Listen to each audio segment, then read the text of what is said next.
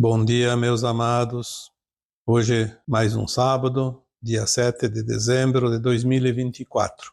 Temos aqui hoje mais algumas perguntas que nós vamos responder através de vídeos e áudios, porque responder perguntas mais complexas por escrito é muito mais difícil, já que exigem uma explanação melhor do tema. Vamos ver aqui hoje sobre o questionamento apresentado por um seguidor do canal, que questiona o seguinte: se somos uma consciência maior, o que viemos aqui aprender? O que viemos aqui evoluir, se já somos? Então, é interessante. A pergunta é interessante também entender realmente o que estamos aqui fazendo. Quando nós falamos que nós somos muito mais do que pensamos, é porque nós não somos apenas esse fractal de consciência que aqui está encarnado num corpo humano. E é verdade, se nós temos as nossas versões mais elevadas, e são muitas, de fato, para que nós viríamos aqui experienciar algo se já sabemos tanta coisa? Antes de responder propriamente essa questão, vamos colocar aqui mais uma vez um resuminho de como funciona a cocriação. Quem somos e para que estamos aqui virá na sequência para responder essa pergunta. Vamos começar pela fonte criadora. O que é a fonte criadora? A fonte criadora é uma consciência que também é chamada de incriado, porque sempre existiu e sempre vai existir. E a nossa limitação de consciência não tem como entender isso hoje, aqui num fractal de alma. Nós não podemos aqui responder coisas que a nossa consciência não entende. Em primeiro lugar, porque nem eu entenderia, em segundo lugar, porque você também não entenderia. Então não adianta, por nada serviria nenhuma resposta. Quando nós pensamos na fonte criadora, dessa consciência maior, também podemos entender que essa consciência é o Criador, o Deus que nós aprendemos. Eu já disse aqui tantas vezes que Deus não é uma entidade, não é um ser. Deus é uma consciência que funciona como uma fonte inesgotável de informação, de energia, de vida. Esta consciência criou os universos, os multiversos, as galáxias, as estrelas, os planetas, as luas, e tudo o que há em cada planeta, em cada lua, em cada estrela, nós chamamos a fonte de a emanação permanente de luz criadora, porque quem cria é a luz. A luz é também informação, e a informação é que cria, porque tudo é consciência. Quando começamos a entender este mecanismo, fica mais fácil compreender depois o que vem pendurado nesse mecanismo. Se da fonte criadora emana a consciência, e tudo é consciência, inclusive uma galáxia é uma consciência, um universo é uma consciência, um multiverso é uma consciência, uma estrela é uma consciência, um planeta é uma consciência, uma lua é uma consciência. E o que tem num planeta como a Terra, para exemplificar, tudo é consciência. Cada vegetal, quando nasce, cresce e vive, tem uma consciência ali, tem uma inteligência. Senão ele não desenvolveria. Se um vegetal não fosse uma consciência, ele não se reproduziria, não teria o instinto de sobrevivência, de perpetuação da espécie. Ele não produziria flores, sementes e frutos e nem desenvolveria. Ele poderia começar o desenvolvimento e se perder porque ele não saberia para onde ir. Que cada parte do seu corpo vegetal é consciência, como nós temos um corpo formado de células, vísceras, órgãos, tecidos, e cada célula é uma consciência que está atrelada à consciência desse corpo, dessa alma que habita esse corpo. O planeta Terra é uma consciência, já falamos aqui, consciência de Gaia, uma consciência feminina que cocria, por isso a Terra é um planeta de consciência feminina, para poder criar. Uma galáxia é uma consciência porque ela tem um movimento espiral sincronizado, onde as suas centenas de bilhões de estrelas e outro tanto de planetas e luas têm um movimento circular em espiral perfeito. Se não tivesse essa consciência, uma galáxia se dispersaria. Daqui a pouco, planetas, estrelas fugiriam da sua órbita, se perderia no espaço infinito, no cosmo infinito. Por isso tudo é consciência, tudo é organização, tudo é inteligência. E voltando para nós somos então criados lá na fonte um átomo semente. Um átomo semente divino. Como uma semente do Criador. E vamos reproduzir tudo o que ele tem na sua consciência, porque nós somos parte daquela consciência. Somos aquela centelha divina, ou também, como muitos preferem, o eu superior. A consciência da nossa mônada, porque nós somos uma mônada formada por esse átomo semente divino, que se divide em 12 superalmas e depois em mais em 12, e cada vez que se divide, na verdade, se divide essa consciência em partes menores. Então nós dividimos do átomo 144 superalmas no total, e depois em milhares de almas, que não sabemos o número exato.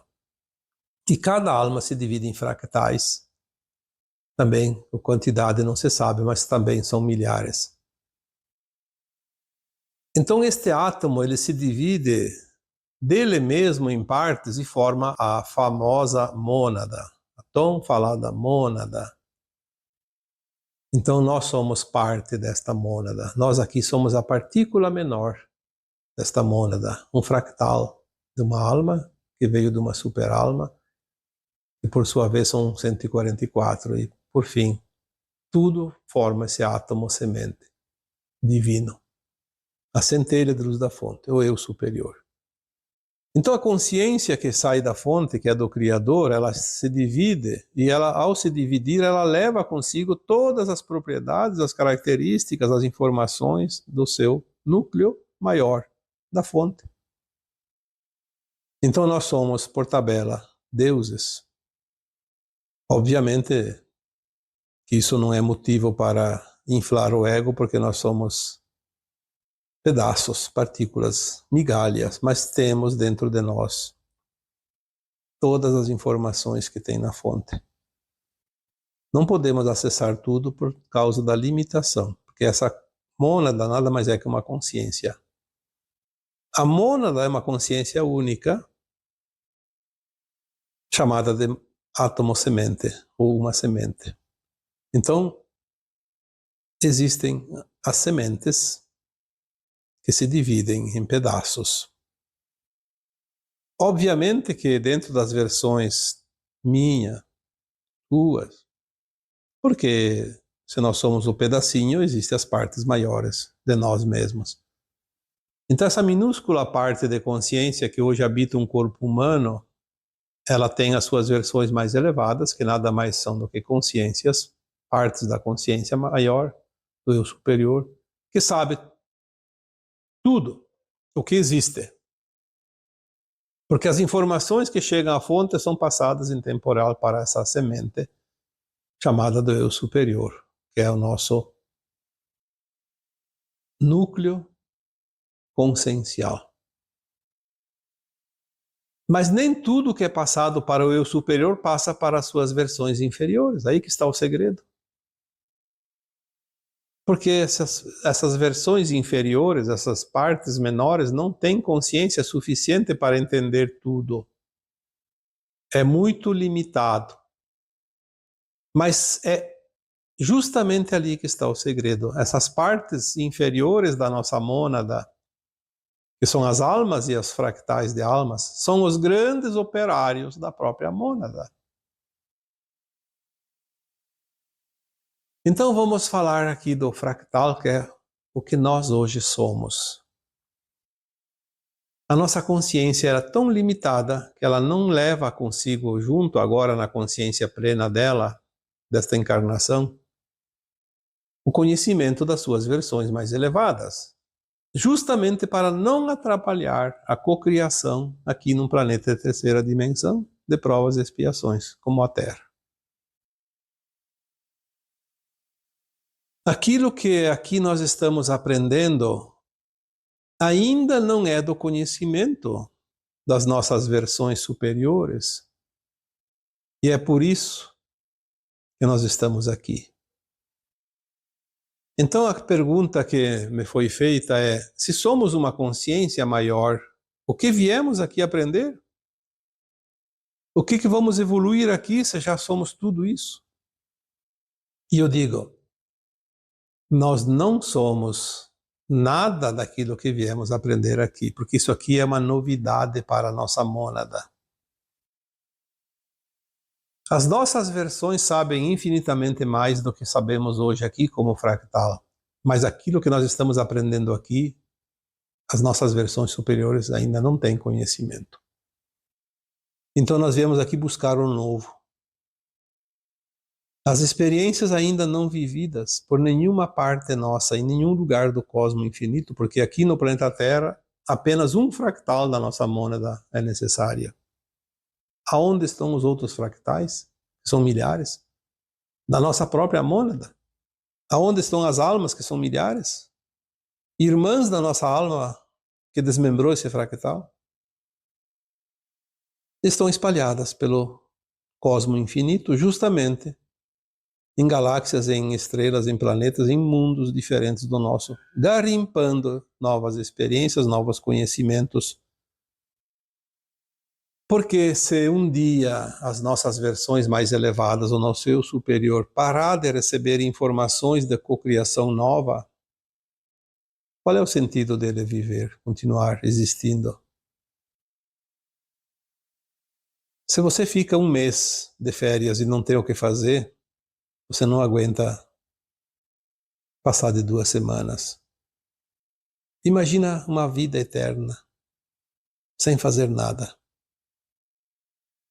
A infinitude das vidas que nós conhecemos como vidas, que na verdade são encarnações, mas a infinitude do tempo ocioso seria um tédio tão grande que nenhuma alma evoluída conseguiria suportar.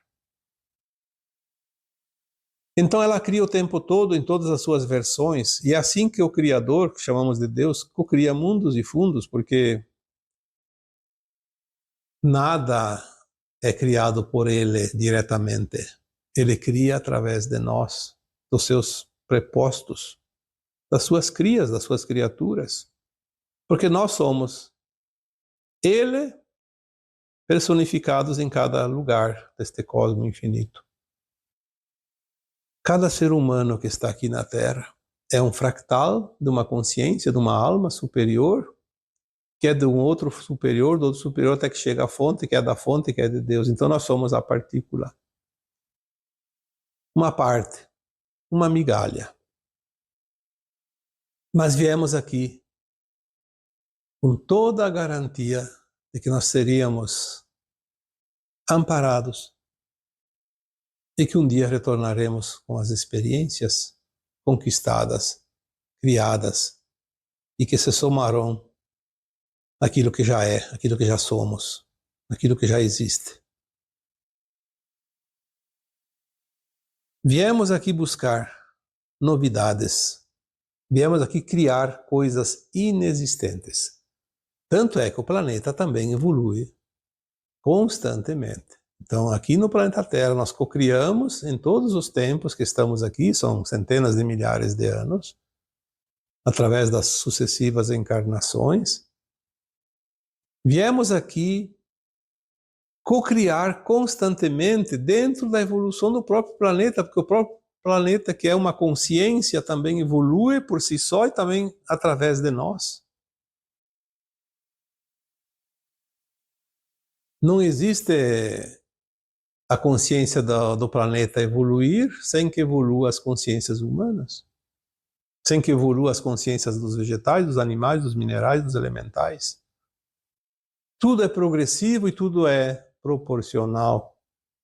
Obviamente, a categoria de almas, de fractais de almas dentro do reino hominal, tem um diferencial, porque elas têm as suas mônadas já construídas, diferente dos vegetais, dos animais, que são considerados reinos ainda em evolução, que um dia chegarão numa consciência do hominal, e daí absorverão uma consciência, parte de uma mônada. Por enquanto eles são poeiras de consciências, porque eles ainda não têm nenhuma responsabilidade. Estão evoluindo junto com o planeta, como parte do planeta, como parte do todo. Porque no fundo, somos todos um com a fonte, individualizados apenas nas experiências que cada um vive em qualquer lugar, em qualquer universo, em qualquer galáxia, em qualquer estrela, na forma que decidir experienciar. Quando nós começamos a entender este mecanismo do divino, é tão grandioso que a nossa consciência começa a apresentar dificuldades em entender. É preciso muito empenho, muita concentração para começar a formar o desenho do quebra-cabeça, porque são muitas peças para serem encaixadas. Mas nós vamos gradativamente subindo os degraus, como eu sempre digo, e pouco a pouco começamos a compreender. E olha, evoluímos bastante nos últimos anos, mas ainda estamos nos primeiros degraus da escada. O que está por vir é muito grandioso para ser explicado em poucas palavras. Por isso, vamos, aos poucos, montando este desenho para poder entender melhor.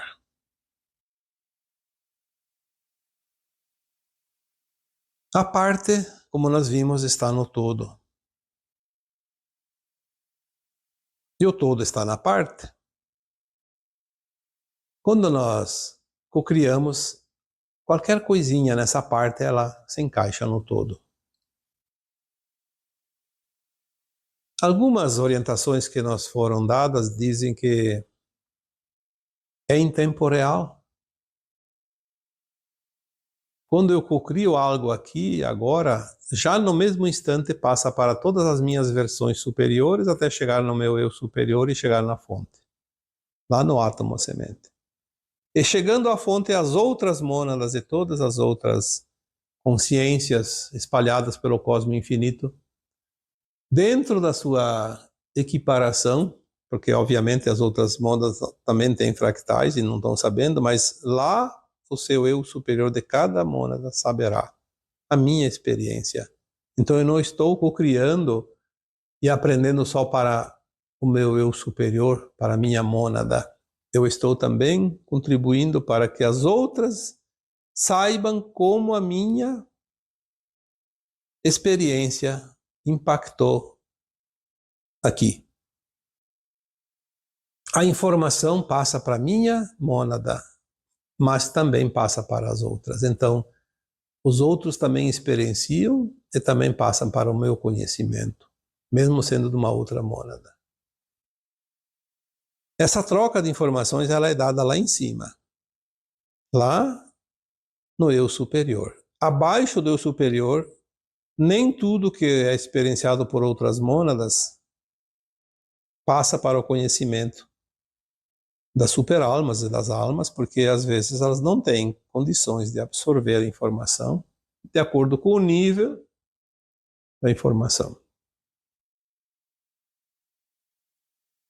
Eu espero que esta pergunta realmente fique bem entendida na sua resposta, porque é importante que cada um de vocês entendam como é construída e por que é construída essa mônada.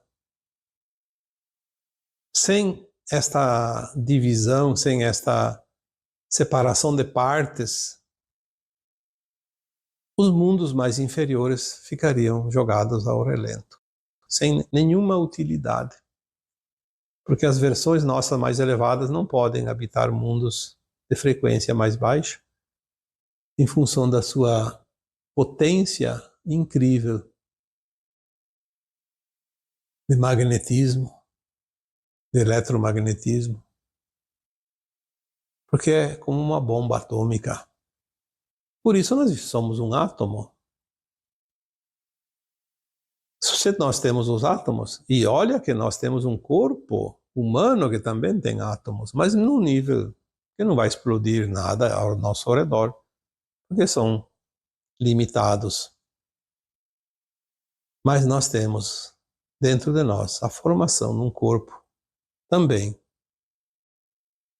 de certa forma, atômica. Eu diria que mais ou menos a resposta seria isso.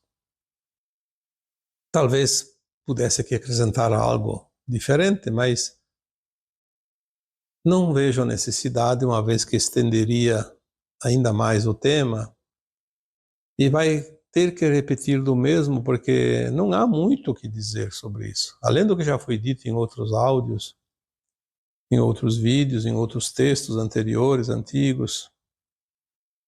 Hoje é apenas para confirmar e aprofundar um pouco o entendimento sobre isso. Nós não viemos aqui para aprender o que nós já sabemos.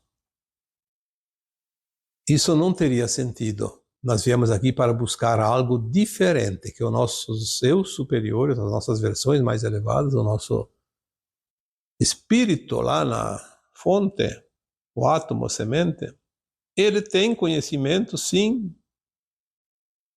tanto que nós não temos nem como imaginar, mas nós viemos aqui buscar ainda mais conhecimento para passar como bagagem para a nossa mônada. Não estamos aqui perdendo tempo, não. Quando falamos que lá nas nossas versões temos uma consciência mais elevada, sim, quando nós fizermos a ascensão agora, nós vamos ver quanto nós temos conhecimento, mas não está nesse fractal, está na nossa versão mais elevada que nós vamos ser integrados. Então nós vamos ser esta versão mais elevada. Vamos ter um conhecimento mais alargado e mais o conhecimento que nós barganhamos aqui, garimpamos aqui, né, como fractal. E hoje dá tempo para responder mais uma pergunta. Uma outra pessoa, ela relata a seguinte questão. Sou casada com um narcisista, já com algum grau de demência. E isso está me causando muito mal. A pergunta é, se eu abandonar essa pessoa, é uma solução? Ou vou criar um karma. Então, nós não podemos aqui jamais dizer sim, não, separe, continue, mude, não mude. Não, essas respostas nós não podemos dar, porque são do livre-arbítrio de cada um. Nem os meus guias e mentores me dizem respostas assim, simplificadas. Eles sempre nos dão informações para que nós possamos montar o quebra-cabeça. Nesse caso, é a mesma coisa. Ser casada, e aqui deve ser, obviamente, uma mulher, porque ela diz sou casada. Se fosse um homem, seria sou casado, né? Sou casada com um narcisista. Bom, tem muitos homens casados com mulheres narcisistas e tem muitas mulheres casadas com homens narcisistas. Só quem passa pela experiência sabe do tormento que é. Porque o narcisista, ele é um psicopata em outro nível. O psicopata tradicional, ele é perigoso, nunca se sabe o que ele pode fazer e ele pode, inclusive, matar uma pessoa, por exemplo, quando menos se espera. Ele é meio que ardiloso e esquizofrênico ao mesmo tempo, mas sem contar que podemos dizer que ele é um pouco doido também, né? Mas o narcisista, ele é um ser humano que tem consciência do que está fazendo. Ele não está fora da sua consciência, ele está com a consciência plena. E ele sabe exatamente como usar esses mecanismos de domínio, de persuasão e de enganação, porque ele engana facilmente. Ele é ardiloso. O narcisista, ele prepara, como se diz no popular, prepara a cama para outro deitar. Ele tem realmente duas personalidades muito distintas. Uma, onde ele aparece como um benfeitor, e a outra ele aparece como um verdadeiro carrasco. Então ele apresenta a personalidade dele de acordo com seus interesses. O narcisista, normalmente, ele apresenta uma personalidade de benfeitor para todos os que o conhecem, menos para uma ou algumas pessoas do seu convívio. É onde ele aparece com a outra personalidade. O narcisista dificilmente ele é um problema para as pessoas que não são da família. Às vezes tem, sim, alguns relacionamentos de amizade, de vizinhança, de trabalho, etc. Mas o narcisista, ele se mostra realmente real, a sua verdadeira face ele mostra com os seus familiares, com alguém dentro da família. Nem todos.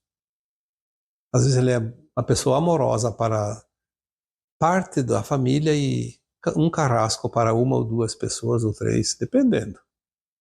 Eles escolhem a dedo quem vai ser a vítima. O narcisista é um verdadeiro escravagista, porque ele escraviza a pessoa que ele resolve dominar. Talvez seja um dos relacionamentos mais horríveis que pode existir na face da Terra. Conviver com um narcisista. Nem sempre eles são psicopatas, já falei. Então, geralmente o psicopata é também narcisista, mas nem todo narcisista é psicopata. Ele tem personalidades diferentes de acordo com o momento. Então ele sabe quando usar cada máscara. Mas tem um aprendizado para quem também lida com o narcisista. Tem muito aprendizado.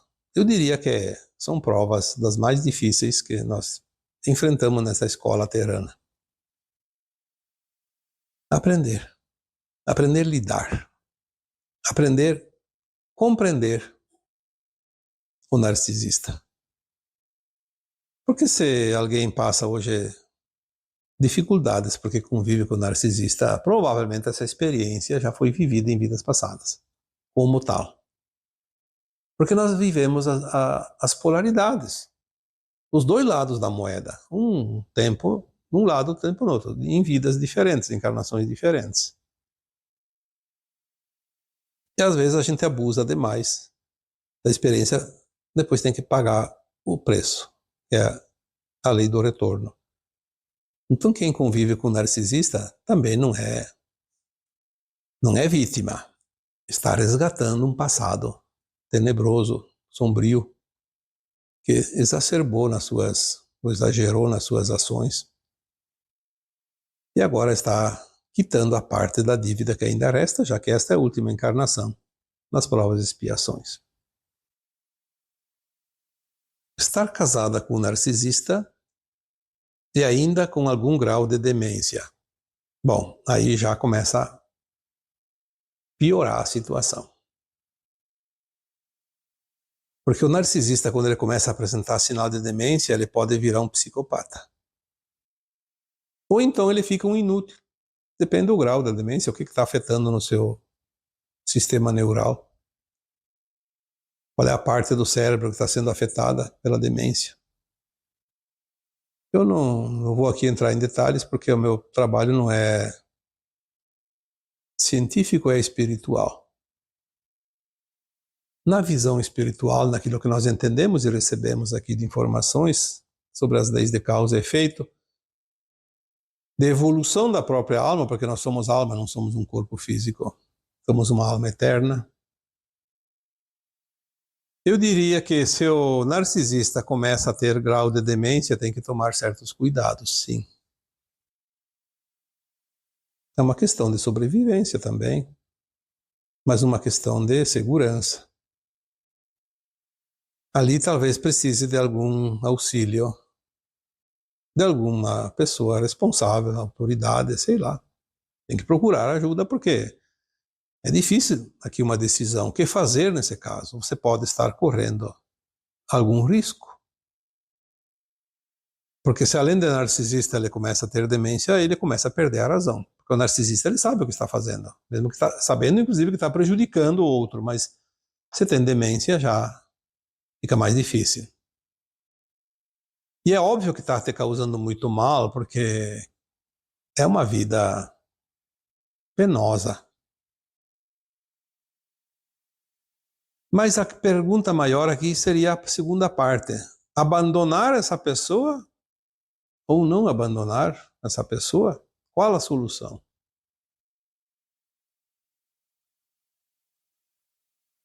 É uma pergunta que nós não podemos responder, eu já disse lá atrás. Mas veja bem, se você abandona a pessoa, você vai se sentir culpada. Então aí é outro problema, tu sai de um problema e entra no outro. A culpa não é boa companhia, talvez seja pior que o narcisista. Porque o narcisista tu pode se livrar dele, de repente quando o outro desencarna. Ou então sai da vida dele e pronto. Mas a culpa vai ficar contigo, vai te acompanhar onde você for. Abandonar uma pessoa que já está em demência. Bom, eu acho que ali entra a caridade.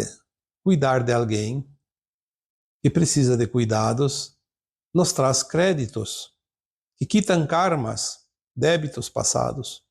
É moeda de troca.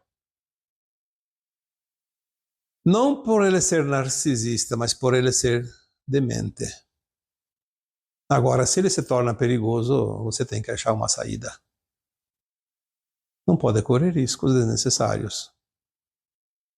Não vou dizer que você tenha que abandonar, tem que encontrar uma solução. Talvez uma internação, talvez uma casa que cuide, sei lá, tem algumas formas, ou alguma medicação que se usa hoje para esses casos. Deixa a pessoa meia dopada, então ela não oferece mais muito risco. Abandonar a própria sorte não é a solução. Mas há outras maneiras. E uma pessoa narcisista e demente, o que uma esposa dele, já que você é mulher, o que estaria fazendo na vida de um sujeito desses? Qual é o sentido da vida? Eu acho que ali já não tem mais o papel de marido e mulher, de esposa e marido, enfim. Talvez fique a caridade, sim, a amizade, porque nós não precisamos levar mágoas daquilo que já passamos. Ah, ele era um narcisista e me incomodou a vida inteira, me fez sofrer muito. Sim, você pagou uma conta. Ele te ajudou a pagar uma conta. Ele te fez um favor. Se não era ele, era outro. Se não fosse uma pessoa, seria um caso fortuito. Um acidente, uma desgraça, uma perda, uma doença também. Tudo de acordo com o peso energético da conta que você pagou. Então ele não é o causador da tua desgraça. Ele é o veículo, o instrumento que foi utilizado, e você escolheu isso antes de encarnar, para quitar certas pendências. Lembrando ainda que estamos na última encarnação, nas provas e expiações, e nós precisamos quitar as contas nesta encarnação para ter o acesso à nova terra, à ascensão da alma. Então ele não é o responsável pelo teu mal-estar, pela tua infelicidade, seja lá o que for que você diga. Ele apenas foi um instrumento. Então veja o que tu vai fazer. Tu pode abandonar sim, se quiser, é uma escolha. Dependendo do grau da responsabilidade, vai ter consequências, obviamente, a lei do retorno. Mas há maneiras de se livrar do problema sem abandono. Lembre-se que eu já escrevi, já falei muitas vezes, a diferença entre largar e soltar. Largar é o abandono. Soltar é deixar. Deixar em algum lugar, com alguém. Achar uma solução. Tu não é obrigado a ficar como mulher de um marido que já te causa sofrimento.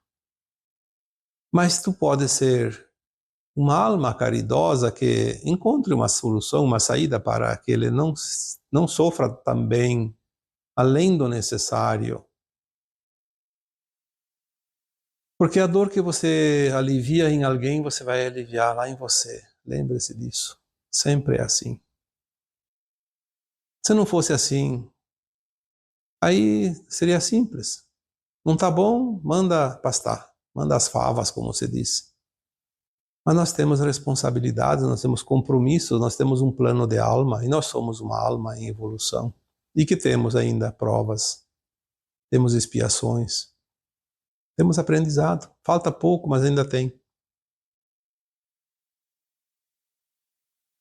Não devemos abandonar jamais nem um animal, nem uma pessoa, e nem nada. Nós devemos sim olhar, o que eu vou fazer com isso? Quais as possibilidades? Quais as soluções que eu posso encontrar e ver qual a que melhor se adapta à situação.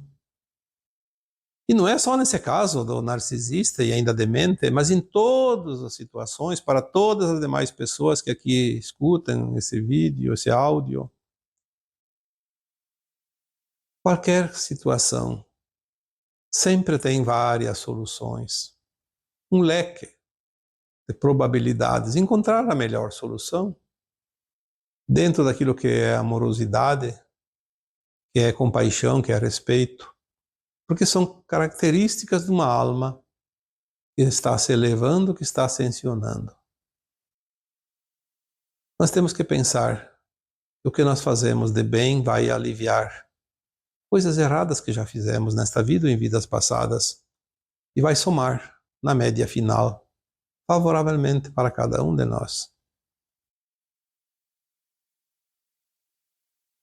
Então fica difícil dar uma resposta seca, mas deixamos aqui então uma orientação para este caso e para outros casos. E quando agimos com a compaixão, com o respeito, com o amor incondicional, estamos fazendo um trabalho mais ou menos já como treinamento para quando estivermos ascensionados e vamos auxiliar almas que estão em mundos de provas e expiações. É um treinamento de uma alma ascensionada. Uma alma que vai herdar a nova terra, que vai estar na quinta dimensão. Não mais no mundo de provas e expiações, mas no mundo de regeneração. E se tudo é evolução, é um momento apropriado para galgar mais alguns degraus, fazendo o melhor. Não é preciso ficar onde não se sente bem, não é preciso ficar onde se sofre, obviamente, o sofrimento é uma opção, mas optar por servir da forma que nós pudermos servir dentro daquilo que é ético, que é honesto, que é justo. Porque olhar o outro com compaixão nos eleva sempre. E agora eu finalizo deixando, como sempre, o meu abraço de luz em cada um de vocês. Namastê.